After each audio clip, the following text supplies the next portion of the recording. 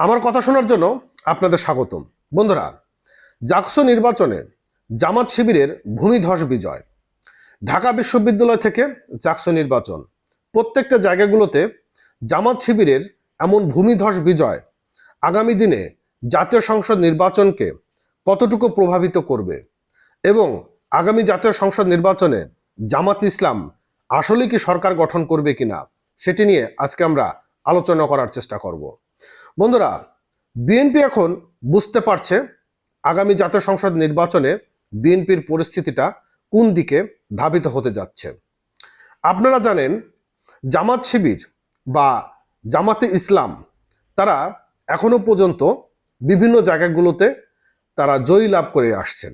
এর পিছনে অনেকগুলো কারণ রয়েছে, এটি কোনো মন্ত্র নয়। তাদের নীতি আদর্শের যে কথা বা নীতি আদর্শের যে তাদের পথ চলা, সেটি তারা বিভিন্ন জায়গাগুলোতে প্রচার করেছে।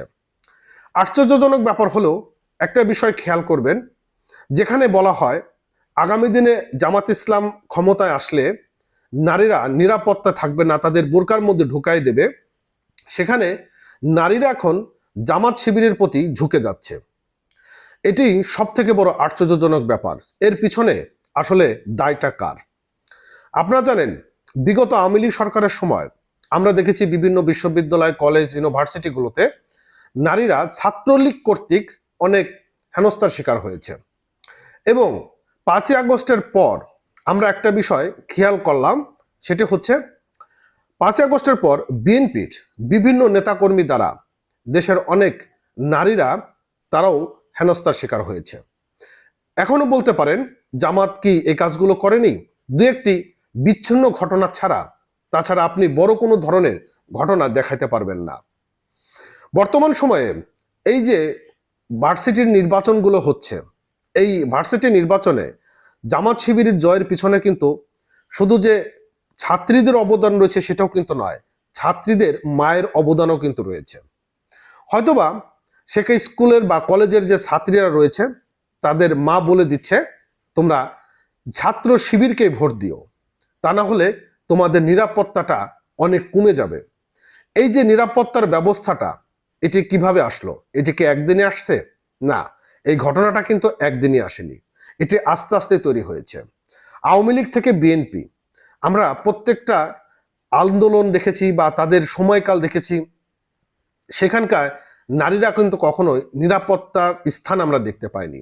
কিন্তু এখন নারীদের যে নিরাপত্তার বিষয়ে ছাত্র বা জামাত শিবির তারা যেভাবে মানুষদের কাছে পৌঁছে দিচ্ছে, হয়তো এরই একটা প্রভাব বিএনপির উপর পড়তে শুরু করেছে।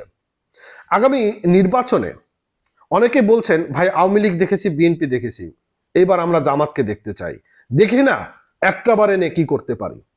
যদি বিএনপিকে আমরা জামাত ইসলামকে ক্ষমতা আনতে পারি, তারা যদি 19-20 করে, সেটা আমরা পরবর্তীতে দেখে নেব।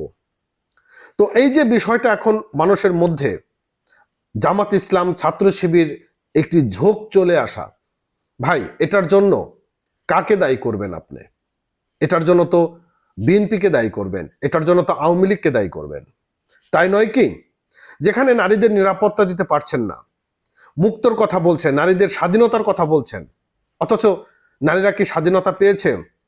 গার্মেন্টস থেকে বিভিন্ন স্কুল, কলেজ, ইউনিভার্সিটি কি না হচ্ছে, কি না হয়েছিল, সবকিছু মিলে এখন আমরা যে বিষয়টা উপলব্ধি করতে পারি, আগামী জাতীয় সংসদ নির্বাচনে বিএনপির উপর একটি বড় ধরনের প্রভাব তৈরি হবে। এবং সেই প্রভাব হয়তোবা এমনও হতে পারে, বিএনপি যেটা মনে করছে তারা একটি বড় আসন নিয়ে তারা জাতীয় সংসদ নির্বাচনে জয় লাভ করবে, সেটা কিন্তু না।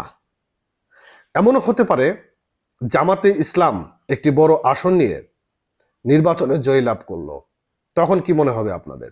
তো যাক বন্ধুরা, ভালো থাকেন, সুস্থ থাকেন। নতুন হয়ে থাকলে আমাদের চ্যানেলটি সাবস্ক্রাইব করে রাখবেন।